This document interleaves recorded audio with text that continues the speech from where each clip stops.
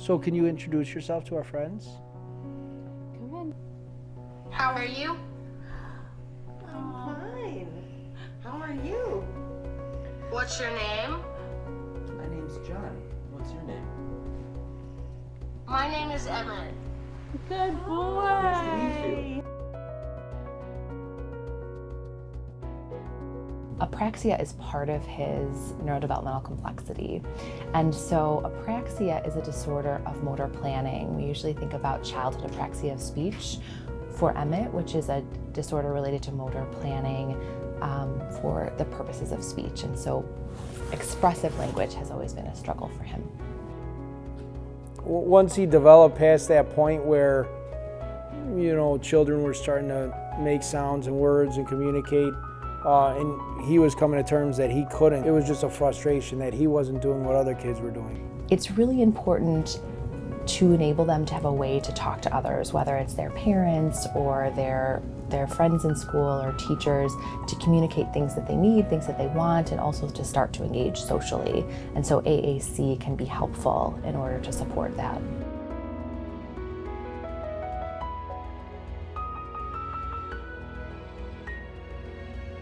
My hope for Emmett is that he is able to use independently the iPad more and more for his communication, and that also he's able to improve upon his expressive speech. That's not something to play with, it's something to talk with, it's something to communicate with.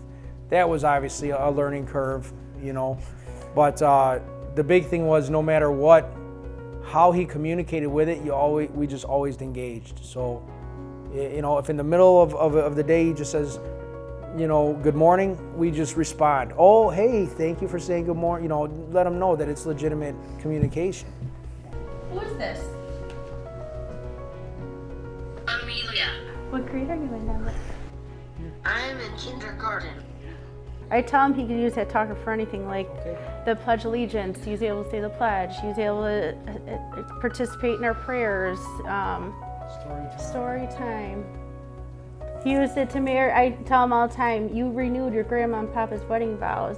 I now pronounce you once again husband and wife. It's a work in progress. That's what we call work in progress. So he still gets easily frustrated, but it's definitely decreased over time. But now he can specify apple, orange, banana. And so as we are getting to know him, we're doing some different testing to understand the complexity.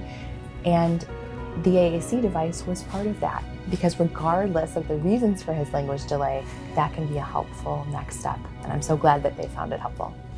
It changed our lives. Like, he can do anything he could do anything any other kid can. He's an average 6-year-old, but just his voice isn't ready yet, so the talker's really giving him a chance to communicate just like everyone else.